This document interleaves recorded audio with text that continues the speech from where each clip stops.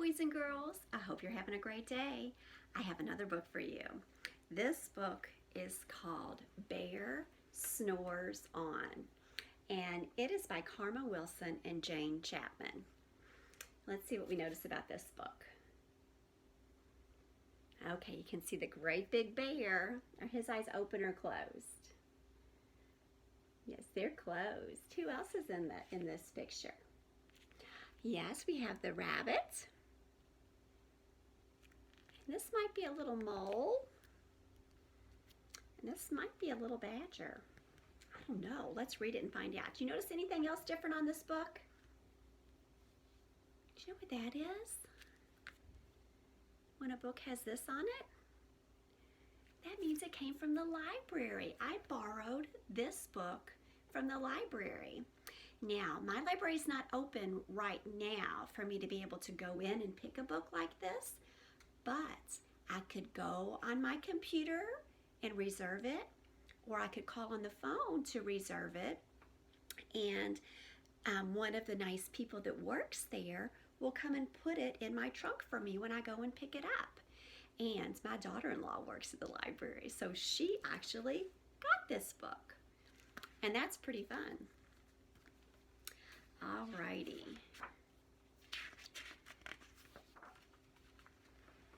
In a cave in the woods, in his deep, dark lair, through the long, cold winter, sleeps a great brown bear. Do you know what a lair is? It's the place where he's sleeping. It's his little cave. That's also called a lair. And I think this sounds like it might be a rhyming book. So let's keep our ears open and see if we can hear any more rhymes. Cuddled in a heap with his eyes shut tight, he sleeps through the day and he sleeps through the night. That's right, tight and night rhyme. So he's sleeping all the time, through the day and through the night. The cold winds howl and the night sounds growl, but the bear snores on. So even when there's sounds, even when there's things happening, does it wake him up? He keeps sleeping.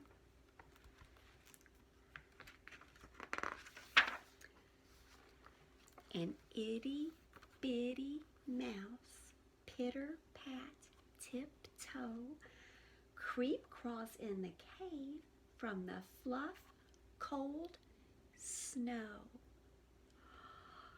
Mouse squeals, too damp, too dark, too dark.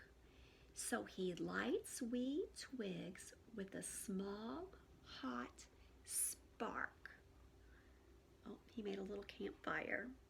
Do you think mice know how to make a campfire? I don't know. This might be pretend.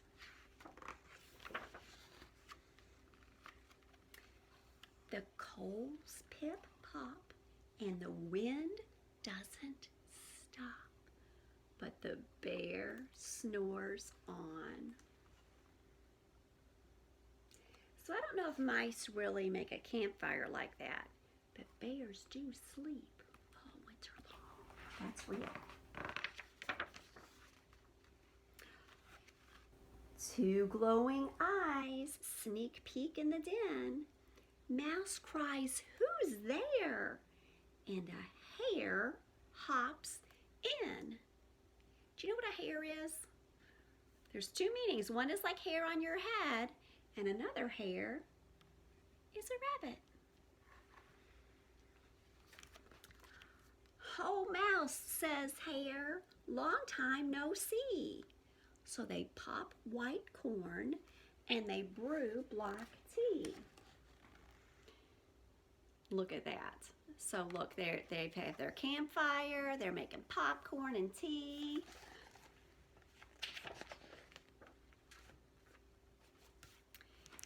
Mouse sips wee slurps and hare burps, big burps. Oh no. But the bear Snores On.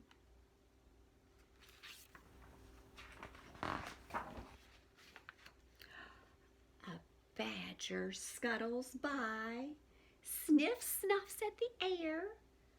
I smell yummy yums. Perhaps we can share? I've brought honey nuts, Badger says with a grin. Let's divvy them up, cozy down and dig in.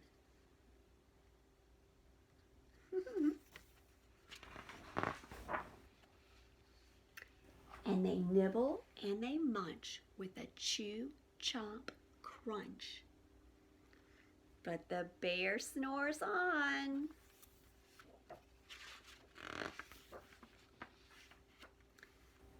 A gopher and a mole tunneled up through the floor. Then a wren and a raven flutter in through the door. So the wren and the raven are the birds. That's the type of bird that they are. And here's the gopher and here's the mole. Mole mutters, what a night, what a storm, twitters wren. And everybody clutters in the great bear's den. Look how many friends are in the den now. Do you think Bear woke up? Let's see. They tweet and they titter, they chat and they chitter. But the bear snores on. He didn't wake up yet. In a cave in the woods, a slumbering bear sleeps through the party in his very own lair. So he's staying asleep while all of his animal friends are having that party. And did you know what slumbering means? That's another word for sleeping. Hare stokes the fire and mouse seasons stew. So the mouse is making the stew. Then a small pepper fleck makes the bear achoo! Have you ever heard that pepper makes people sneeze? That's what they say. And in this story, it made the bear sneeze. He blows and he sneezes and the whole crowd freezes. Look at their faces. What do you think they're thinking? Do you think they're surprised they are surprised that he woke up? They look like they could be a little bit frightened. I bet they didn't mean to wake up the bear. Let's see. And the bear wakes up. Bear gnarls and snarls. Bear roars and he rumbles. Bear jumps and stomps. Bear growls and grumbles. Look at him. I don't know if he was that happy that he got woken up from his big sleep. What are all the other animals doing? Looks like they're heading for the door.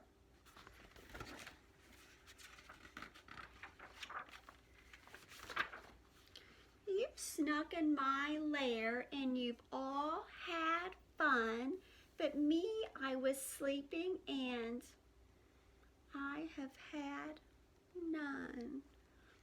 And he whimpers and he moans, he wails and he groans, and the bear blubbers on. Oh look, he's sad he missed all the fun.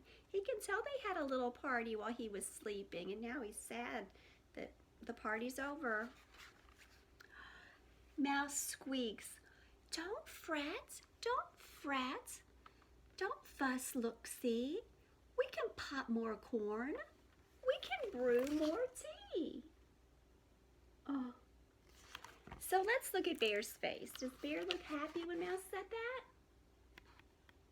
He does look happy. Mouse is a good friend. Mouse heard what made Bear sad, and Mouse is trying to help him feel happy. Oh. Bear gulps, Bear gobbles. He sighs with delight. Then he spins tall tales through the blustery night. When the sun peeks up on a crisp, clear dawn, Bear can't sleep, but his friends snore on. So now, look at this. Bear's wide awake now. And what about his friends? They're all sound asleep. They've already had a very long day and they're sleeping. Well, that was a fun book. I enjoyed this. So maybe you can talk to your grown-up about reading some of your books at your house, or maybe you can think about borrowing a book from the library. I was excited when I found out that I could still borrow books from the library even though I can't go in the library right now. So maybe that's something you all can try too. Well, enjoy the rest of your day. I had fun reading with you today, and I will look forward to seeing you again next time. Bye-bye.